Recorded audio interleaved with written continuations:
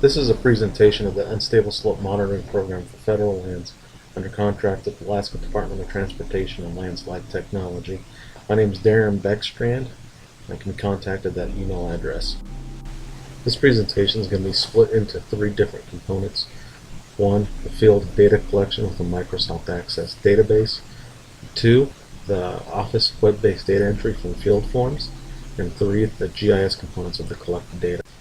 The field ratings are typically carried out by teams of geotechnical engineers and engineering geologists that travel to the rockfall and landslide sites to directly observe the conditions present and perform the ratings.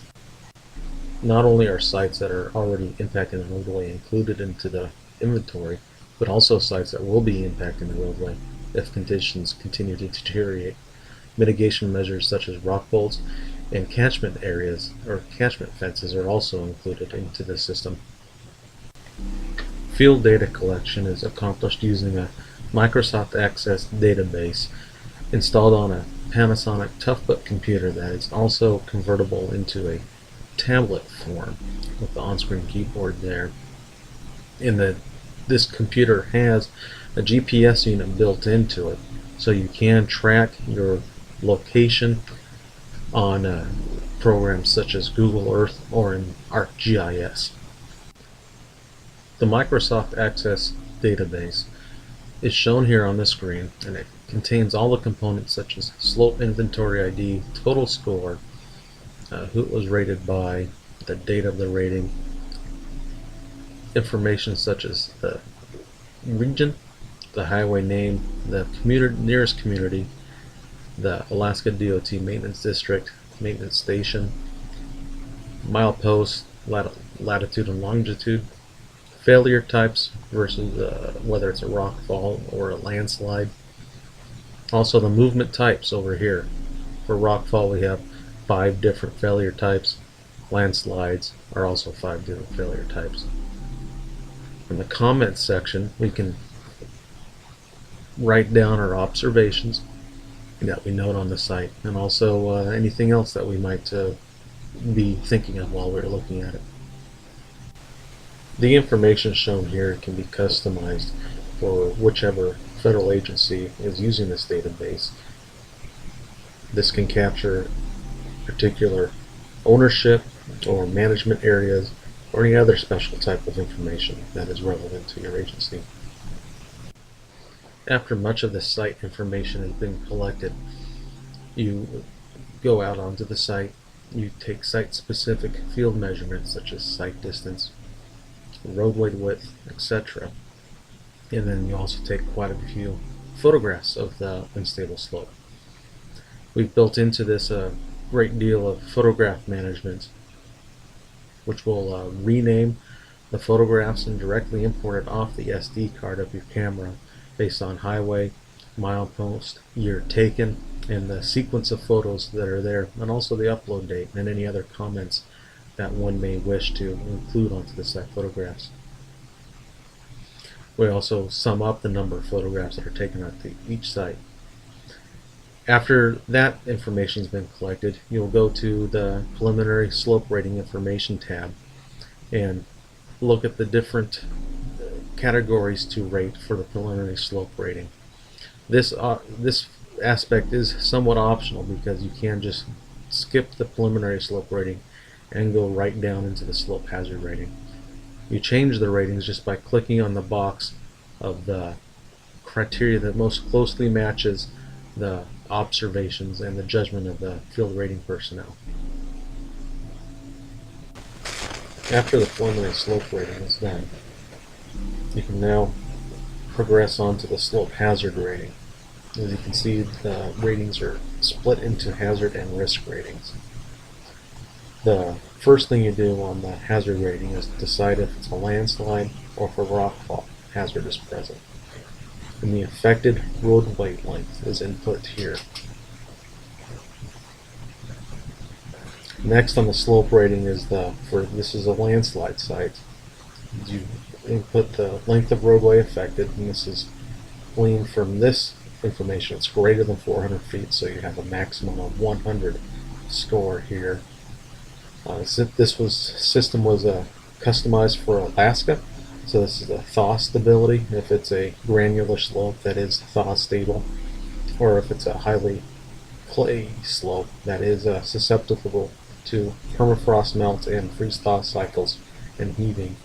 This is rated here. Roadway impedance, if there is a site that has slid, how much of the roadway is likely to be blocked or travel impeded by the failure? Shoulder, half, 3/4, or a full roadway is the 3, 9, 27, and 81 scoring on this one. Maintenance frequency, how often is maintenance needed to be performed at this site? For a landslide site, you might have pavement overlays and crack sealings, or guardrail refurbishment or straightening. For a roadway or displacement or slide deposit, do we have a visible crack or a slight deposit of material on the roadway, etc., into either a 4-inch offset, that's typically a down dropping of the road, or 12 inches of material, that's going to be a failure from above the road depositing onto the road. Movement history, how often does it move and how much and how fast. And now data input, if we have a slope height or axial length of the slide, 300 feet, that's for both rockfall and for landslides. The higher, typically the greater the area is at risk, so the higher the score. And then for Alaska, we're also customizing it based on the climate, which we were evaluating as rainfall amounts, and also drainage. How well does the slope cope with the rainfall amounts that are present on the site? If this were a rockfall site, we'd click on the rockfall hazard button or checkbox up here and input the block size, the volume per event in cubic yards. They can go through here and click through the different types of rating criteria that we have. You notice here that when I clicked on 281s for the differential erosion type of rockfall failure, it automatically selected that special type of case 2 or case 1, which is something more specific in the rockfall rating system, to come up with the geologic character subscore, and then also the ditch effectiveness, how well the roadside ditch can catch rocks falling off from above the roadway. This is something that is going to be typically be poor on a lot of the rural, low traffic load lands, roadways that these agencies may be dealing with. So a lot of these will be no catchment or limited catchment. Maintenance frequency, is it scheduled ditch maintenance to where every 3 years they go through and just reshape the ditch from the rocks that have fallen in the ditch? Or do you have to go through there every year constantly looking for rocks on the road? And these often go hand in hand, maintenance frequency and rockfall history. Do you have few or occasional, many, to constant rockfall hazards impacting the roadway? And then the block size or volume of rockfall per event. Do you have small rocks or small volume events, or up to a dump truck load or a 4-footer impacting the roadway and getting to the roadway? And here we have the data input again for that are common to both the rockfall and landslide hazards. For the slope risk rating, we minimize and expand the risk rating. We have customized this database to pull in traffic information as provided by the DOT by referencing the route number and the mile point.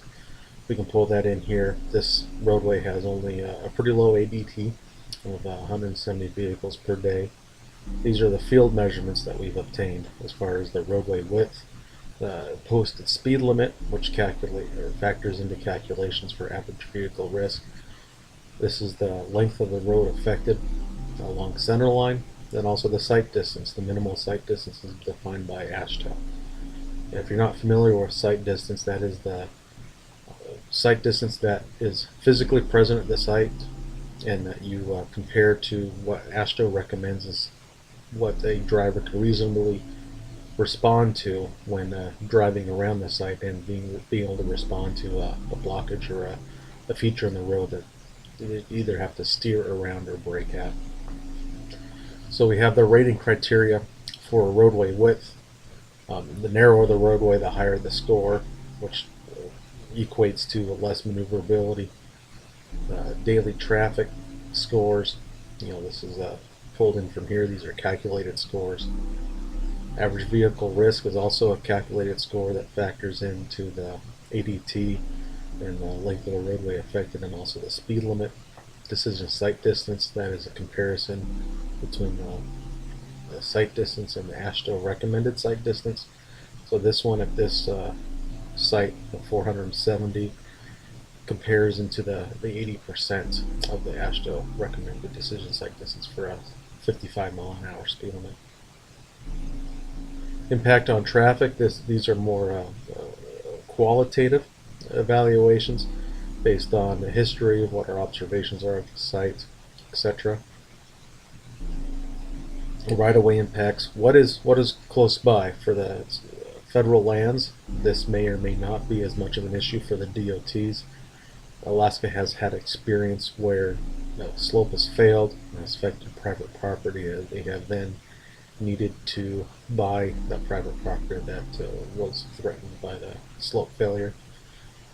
Environmental impacts, if the site is left as is, this is pretty difficult to quantify and may require an EIS type of evaluation. So we left these as either no observable or an observable impact would be seen, or we can reasonably justify that. So it's either a 0 or a 50 score. Maintenance complexity, routine effort, specialized equipment, or a difficult access or location, or a dangerous and complex effort, which is frequently the case for very complex or highly active rockfall sites.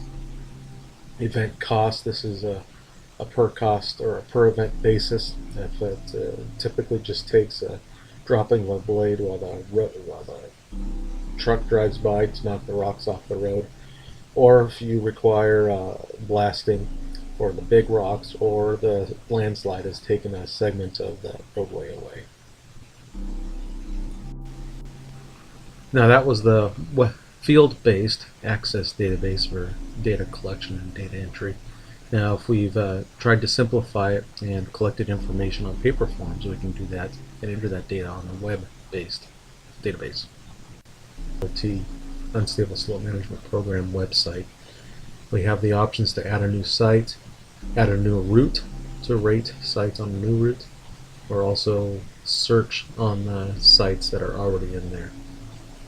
So select one of the highway names listed, put in a mile point number that we're interested in, and now we have a list that are centered around that mile point that we entered. That shows the highway, the mile post, the mile point, total score. That would be a combination of the hazard and risk score, not including the preliminary score, and the region, and the number of photos that have been taken at each one of the sites. So to click on this highly rated site here, we see that we have a lot of the same options that are in the Access Field Rating Database: the preliminary score, the hazard score, risk, photos that have been taken at the site in thumbnail form,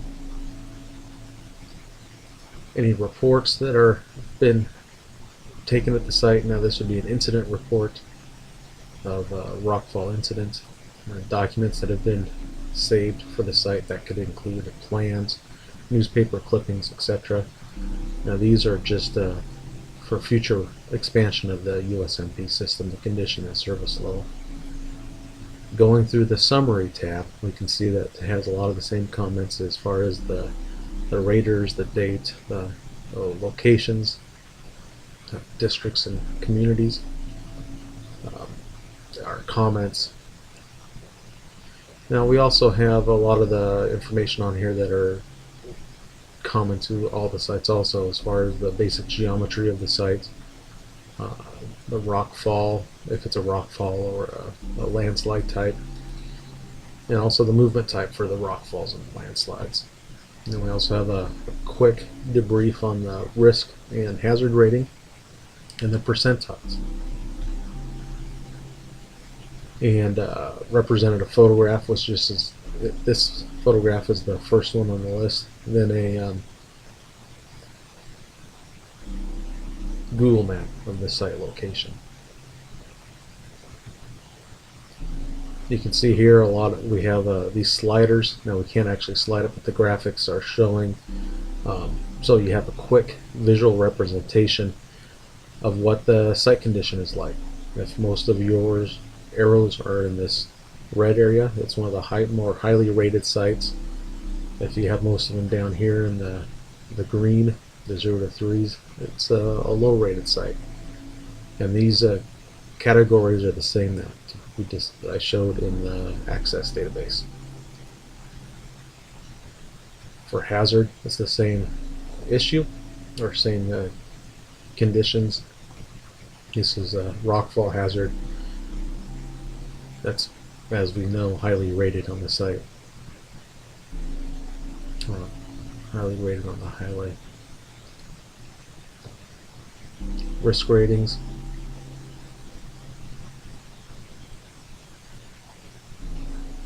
A lot of the same categories, or all the same categories that are in the access database that we've gone through. In the site photographs, now these are thumbnails, but you click on one of these and you have an uncompressed full-size photograph of the site.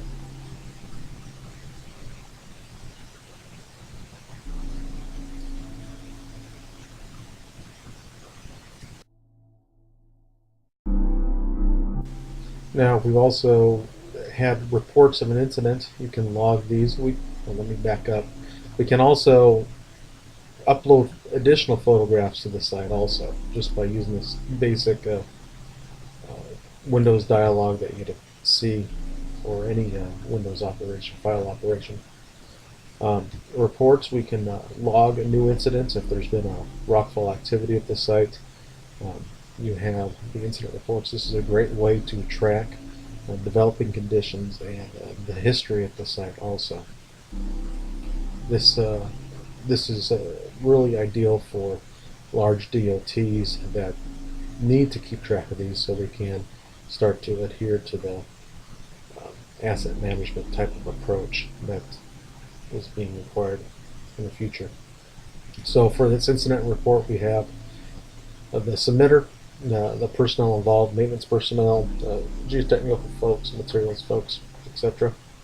The date and time, and then the equipment required. Was it just the blade on the truck, or did you have to get out additional equipment to be able to blast, etc. The approximate cost of the mitigation effort or the response to the event, how many days the roads were impacted, etc. Lane closures, additional evaluation details.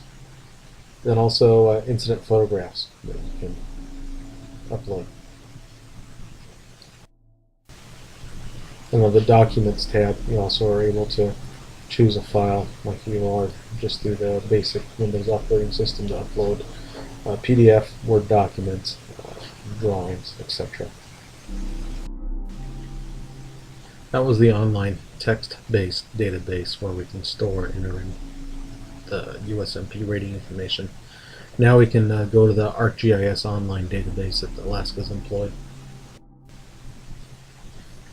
The DOT has taken the access and the database that we've prepared and imported it into their online ArcGIS account, and categorized it and laid it out similarly to a Google Earth KML file that is an export feature of the access database.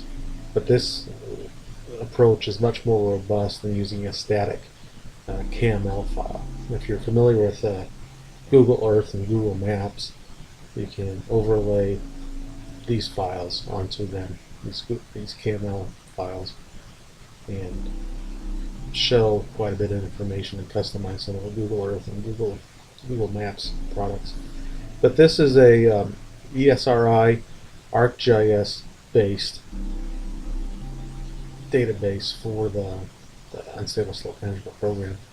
You can see here on the side you have both landslide and rockfall features, and they're color coded and icon coded based on the type of failure. So you have the little landslide here. Let me zoom in on that. The landslide icon, then a green, yellow, orange, and red based on the scoring criteria. So if we zoom in on the Glen Highway, which is one of the sites that we were looking at before in a text database, and you can also see here that there are quite a few areas where you have a high concentration of rockfall sites. Like here on the Seward Highway, there's 30 some odd rockfall sites on a tight stretch of road through there. Quite a few of them are in the yellow and orange category. You go up here on the Glen Highway.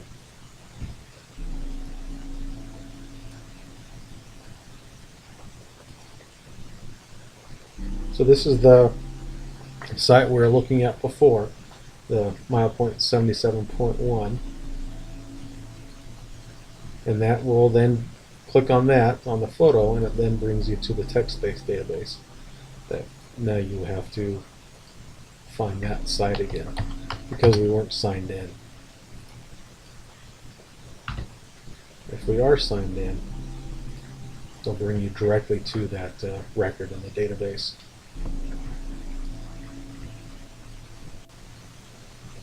As you can see, this ArcGIS online database makes browsing the sites and finding a site you're interested in very quick and very easy. For instance, you can zoom in on here. One of the Haines Highway sites, which is in southeast Alaska, is one of the highest rated sites in the entire state.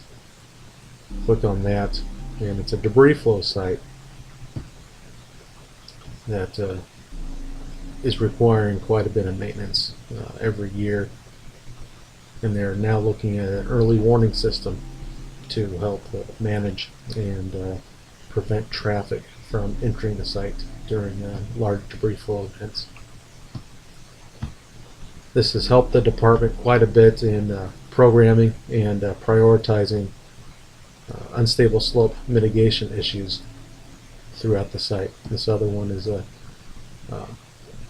problem that they had on the Whittier access road in central region that required an entirely new roadway. This slope had failed and then had blocked the road for a number of months, preventing one of the only access points to the town of Whittier, which is a major port in the area. It required about a 6-hour drive and then about a 4-hour ferry ride to get into Whittier, or you were able to get your equipment and cars onto a train through one of the tunnels in the area. And that concludes one of the other sites that it's helped them quite a bit out is on the Kodiak Island. They were recently able to determine that this site is one of the more hazardous sites in the entire state, and were able to program it. This site has recently been selected as a project site to perform quite a bit of mitigation to on this constantly raveling rockfall site on the Kodiak Island. See some cruise ships here. So this has been proven to be very useful For the state DOT up there on this site, they'll be reforming the ditch, redoing the gabion walls, since rock was getting onto the roadway and closed the road a number of times over the past couple of years. Thank you. This concludes our presentation. If you have any questions, you can contact me at the email address at the bottom of the screen. Thank you.